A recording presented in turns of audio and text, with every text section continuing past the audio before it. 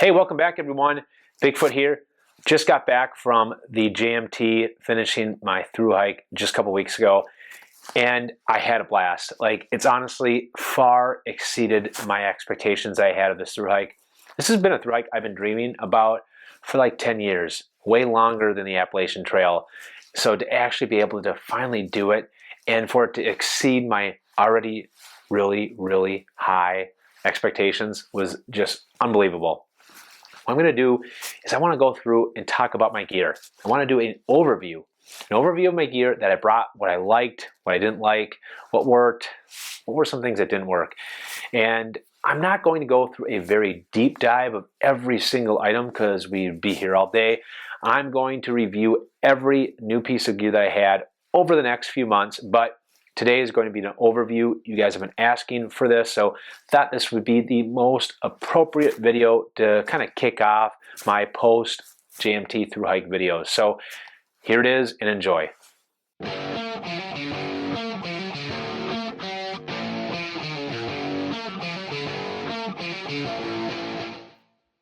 So here's all my gear laid out here in my backyard, and I'll start with the clothing and kind of go through each piece of gear. Now, footwear, I didn't have this in my pre-video, I forgot it, but these are the New Balance Fresh Foam Heroes.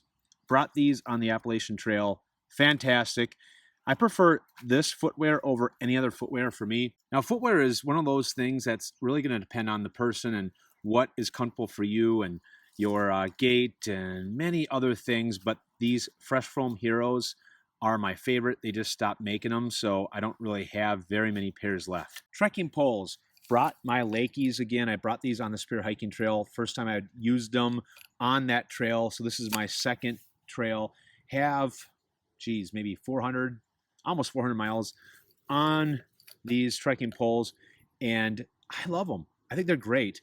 I love the ability to be able to break them down, and they are really durable, just like the Black Diamond trekking poles that I brought with me on the AT, but I just love being able to break them down when I'm hitting some flat stretches and I really don't feel like carrying my trekking poles. I'll break them down, put them in one of my side pockets where I normally keep my water bottles, and it just works out great. Now, the only problem with these poles, if you are carrying the Zpacks Zpacks, you're going to have a very difficult time pitching your tent trying to get this thing at 32 inches for the back trekking pole.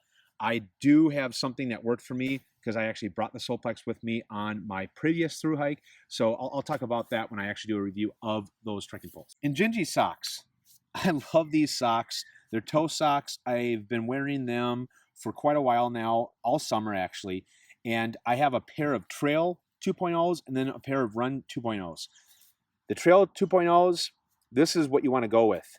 So these have probably close to 400 miles on them as well, and you can see a hole just wore on the bottom, and I have really no wear on the Trail 2.0. So these do weigh a little bit less, which is nice, but for durability on a through hike, you'll probably want to go with the Trail 2.0s. Plus it has a little bit more padding, but absolutely love the Injinji sock. Of course, I got my EXOFFICIO boxer briefs. Love sporting those. I always bring at least 2 pairs, but through hikes like this, 2 pairs, one to hike in and then one that I'll take with me and wear into camp, things like that, and switch them out. My Bigfoot cap, I always have a cap, and then my buff.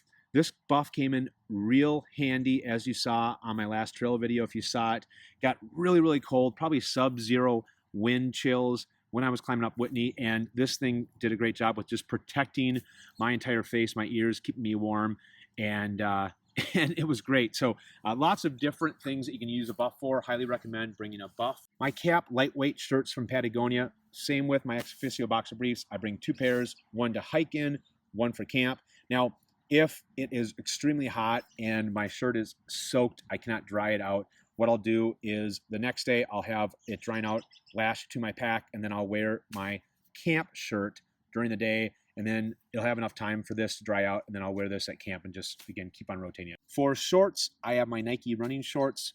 Now on the AT, I had zip-off pants, and, it works out okay, but I really like having the Nike running shorts because they're a little shorter, actually a lot shorter than when you have zip-off pants, so you stay more cool. And pairing them up with the wind pants just I think is a great combo. So these are the MONTBELL Tachyon wind pants. I did a review on these. These are fantastic. 1.8 ounces, worth every single gram. And what I love these so much is because it's so convenient. Not only is it so light, but it's so convenient.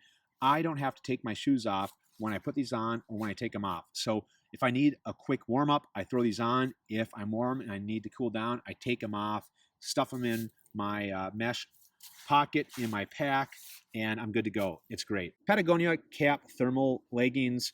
Used this probably about 4 times. There were a couple nights I got really cold, and what I basically did was throw this on underneath my running shorts, put my running shorts on top, and then I put the wind pants on top of those and was able to keep me warm. The coldest that it got was probably about 15 degrees, and it was starting to get a little uncomfortable. So if I would go back, I would definitely probably get maybe something a little bit warmer for temperatures if I knew I was going to see some of those kind of temperatures again. Now these are the Zpacks gloves, and these worked out good. I actually used them quite a lot. I'm so glad that I brought gloves on the trail. Only thing that I didn't like is you can see right here the seam split a little bit. So I'll either have to sew it or I'll just send it to Zpacks and have them sew it up and send it back. But other than that, they work out really well. I think if you pair these up with their rain mitts, you got a pretty good system. Then got the fleece hat from Zpacks. Been wearing this for so long, back into the AT. Now this is my favorite piece of clothing. I've said this probably about 1,000,000 times, but it is the Patagonia thermal CAPILENE quarter zip hoodie. And unfortunately, I'm really sad about this, my zipper fell off while I was on the trail. So yeah, I'm really sad about it. But the great thing is Patagonia does stand behind the product. So if I want to, I can probably just send that in and they'll, or just even reach out to them, they'll probably exchange it for me. But absolutely favorite piece of gear, clothing that is, that I have, and I bring on every single through hike, no matter the temperature. Outdoor Research Helium 2, great product. I actually use this probably 10, maybe a dozen times on the trail. Way more for keeping myself warm and breaking wind than really the rain. So the last day when I was seeing sub-zero wind chills, the only thing that I had on top of my cap lightweight t-shirt was my rain jacket, and it kept me totally warm. It's great. It's insane, actually. It's not super breathable, but again, I use this way more for breaking wind. And when I'm out on the trail and I just need something to warm me up real quick, I throw my rain jacket on because it's always in the mesh pocket of my pack and warms me right up. Now, this is a new piece of clothing that I brought with me. It's the Mountain Hardwear Ghost Whisperer, probably the most popular down jacket you'll see out there on the trail. Absolutely loved it. It kept me really warm. And again, I saw temperatures down to 15 degrees, and I never had an issue staying warm above my waistline. And I'm probably going to continue to bring this on my through hikes. And I actually prefer this, I think, over my Patagonia ultralight jacket, just because it weighs 2 less ounces, and I get a hoodie with it, and it keeps me just as warm. I also like the color black, so everything worked out great. Now, I did wear this a couple times on the trail. This is not a synthetic down jacket. When I did do that, I wore my Helium 2 rain jacket below just to kind of act as a vapor barrier so I wasn't getting my down jacket wet from my perspiration. Really important because this is a very important piece of safety gear that you have. So that's clothing. Let's go over here. This was probably, if I had to say, my #1 surprise on the trail. I absolutely loved my umbrella. If you saw some of my trail videos, I know I said it a couple times in there, there was probably 5 or 6 different uses that I found for an umbrella out on the trail. This is something that will be a part of my gear list. I'll definitely be bringing it on the Pacific Crest Trail. And again, at 8 ounces and what it did, it was just incredible. And then there's my HYPERLITE Windrider. So I did not clean this thing because I wanted to show you kind of what it looked like after 200 and something miles on the trail. It gets pretty dirty. One thing I'd probably do differently is I might go with the black edition. It is 1.5 ounces heavier, but I think it would stay a lot cleaner. Plus, the Dyneema is thicker around the entire HYPERLITE Windrider. I did not see one black HYPERLITE Windrider on the trail. I did probably see about a dozen white ones, so it is the more popular of them. And PCT through hikers seem to really like this pack.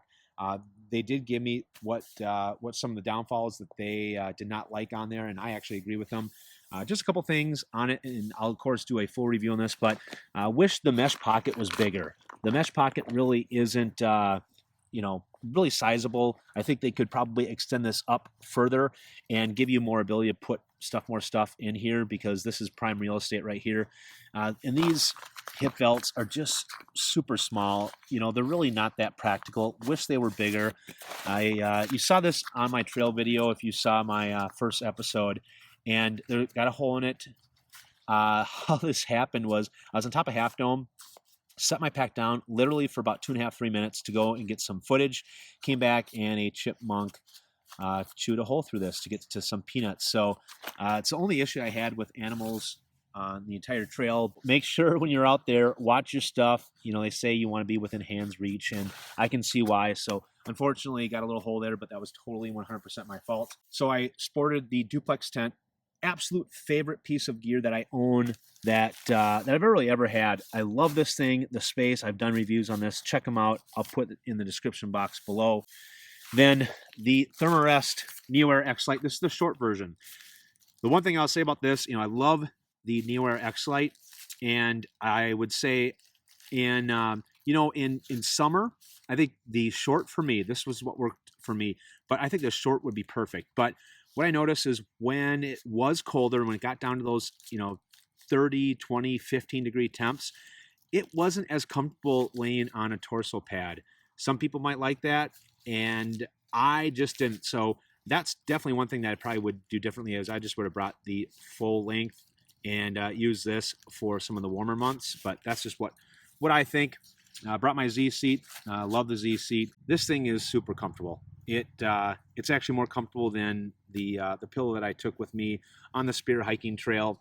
And you know, it's a little more expensive, but I'm really becoming a fan of backpacking pillows. I get such a better night's sleep. So definitely glad I brought this. And then of course my revelation, the stuff sack that I brought, I don't have here. I actually Miss Bigfoot brought it on her trip with her mother to Australia right now.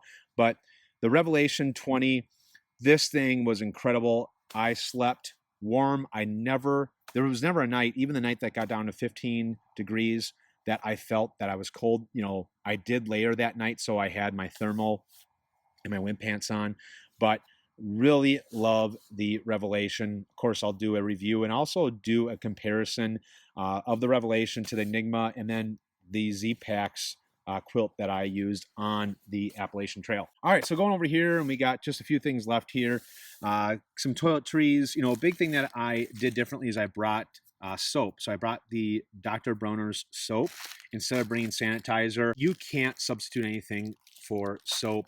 Sanitizer, it's nice and convenient, but it was sure nice to be able to wash my hands. Now, what I did do when I washed my hands is I used a gallon Ziploc bag to wash. I throw water in there, a couple drops of soap, and then I would just wash my hands inside that Ziploc bag and then discard the water away from the trail and water sources and everything, but it worked out really well. Toiletries, just some of the stuff that I brought before. Don't really need to go through much of that. All right, the Be Free. This is my water filter I brought. Same thing I brought on the spear hiking trail. And I brought a brand new Be Free because I wanted to see if the flow rate with the miles I was doing, how it compared to the spear hiking trail. The spear hiking trail, the water really is a little bit more irony and has more sediment in it. So the flow rate started to, I could tell a noticeable difference probably after about a week. And on the JMT, the flow rate maybe got a little worse, but over even the very end, after, hiking 211 miles, the flow rate on this was excellent, way better than the Sawyer in my opinion. Now, the one thing that happened to me on this is the very first time I used this brand new one, there was a little pin-sized hole, and it kind of just shot out water. And I don't know if it's from me transporting it or if I already had the hole in it when I started, before, like when I bought it. I didn't check it, and I guess I should have checked it. but actually it really didn't make much of a difference. I would just point the side that had a little pin-sized hole away from me, and then it would just squirt out. But it didn't make a difference when it sat in my pack. If there was no pressure actually on the filter, it didn't leak. So it wasn't a super big deal, but obviously with a soft flask, that is something that you need to be aware of. iPhone 7 Plus, that's where I recorded everything on. All of my trail videos, everything was on my iPhone 7 Plus at 60 frames per second. Now, this I didn't have on my pre-gear list. I actually brought a little Gorilla tripod with an attachment, so I actually can get some of those shots that you saw in my trail videos where I was walking by and able to have some of the still shots and things like that. So I use that as a tripod. My Garmin Fenix 5, this is a great watch. I upgraded from the 3 to the 5. The best thing I like about this is it's got 24 hours of GPS mode. So I never run out of battery anymore while I'm hiking in the middle of my hike. I just charge it every night. And I think it only is 300 milliamps, so it doesn't take a lot of your battery. Then, of course, I got the Black Diamond Spot here. And this is just a great headlamp. It's everything that I need for what I was doing. If I was doing a ton of night hiking, maybe I'd bring something else. But I did occasionally do some night hiking, and the battery has lasted me about 10 hours now. So this has been great. 100 lumens and 1.8 something ounces, 1.9 ounces. This is going to continue to be my headlamp. I like it a lot. Same GPS that I brought with me on the Appalachian Trail. Love my InReach Explorer, and I use this just as much for people tracking me as contacting Miss Bigfoot or family friends. Somebody haven't, if there's a conversation, I need to let them know how I'm doing or whatever. But absolutely great. Anchor 20,000 milliamp backup battery. This thing was solid. Never ran out of battery. I only charged it one time, but this thing will charge my iPhone 7 Plus like 7 times, I think. But this thing is a beast. It weighs just over 12 ounces, but to be able to charge my iPhone that much, it was fantastic. Now, this is the Renogy solar panel. This was something I brought. I'll do a full gear review on this. Worked out actually pretty good. I had most days this hooked up to my InReach Explorer. While I was hiking, I never had to charge this once on my entire through hike. So this worked out great. The thing that really I didn't like was how tight of a fit it is when you plug in a USB on this thing. I actually damaged my micro USB when I was trying to pull it out, and it actually wrecked the micro USB at the very end. So it's really tight in here, something you just want to make sure that you are aware of. But this actually did a really decent, I was impressed. When I would charge this thing, now it was in GPS mode during the day, but it would charge about 15% each day. And again, that doesn't include what it was sucking out to be in GPS mode all day. Now, kitchen system, I have my BRS stove, works fantastic. This thing is just sweet. I mean, it doesn't cost much. It's like under 20 bucks, and it weighs 0.88 ounces. But no problems, did a fantastic job. All I used it for was boiling water. Here's the SOG knife, ultralight knife that I use, 1.2 ounces. Of course, my Bic lighter. My 1 liter bot, this thing is awesome. I'm so glad I brought it. I actually use this way more than I used the top of my beer canister that transforms into a cooking pot, but this is fantastic. Again, I'll do a review of this thing. Now, one of the things I love about this is I can seal anything inside of this. So I can throw water in there if I am close to camp and I just want to carry some extra water, or if I need to carry water in this, and I can rehydrate food while I'm hiking in and not worry about it spilling everywhere. It's really convenient. I like the size. There is one that's smaller, the Bot 700, I think. That's something is a little attracted to me as well. Weighs a little bit less, but I'm impressed with the Bot. And then I, of course, got my lighter one bear canister. It's kind of getting a little dark out right now. I apologize, but I'll do a full review of this actually probably next week to start off with. The bear canister was good, but there was a lot of issues I had with the top of the pot and things that really didn't make it very practical. Depending on what you ate, if you're having ramen noodles, things like that, or you're doing a ramen bomb, it was really difficult to be able to fit that kind of food with the boiled water in the top here. But I'll talk more about that in another video. And then lastly, these are the Harrison maps that I brought. Honestly, I use this like 2 times. I used my Gut Hooks app every other time, so really didn't get a lot of use out of this, but I did have paper maps as well. Well, that wraps up my entire gear overview. As you can see, I was pretty happy with everything that I brought. There was nothing major that I really felt I missed out there in the trail, and the most important thing, I was comfortable and I was safe, but I was still able to be relatively light at 15 pounds. Now, as I said earlier, this is just really an overview of everything that I brought. I will have a deeper dive on each item here in the upcoming weeks and months, so stay tuned for that. Now, if you are planning a upcoming thru hike or you're just kind of interested in it, make sure that you subscribe to my channel. I have a lot of great content that I'm coming up with here in the upcoming months, fall and winter, to help you prepare for your upcoming thru hike, or even if you're just interested, or if this is the kind of stuff that you like doing, even section hikes, things like that. So make sure you subscribe to my channel. Now, every single piece of gear that I talked about here in the video, I will put a link to it in the description box below. So open up that description box. Anything that you need to know about this video is down in there, so you can check out that gear. Thanks so much, guys. Stay tuned for many more sightings, and remember to always follow Bigfoot.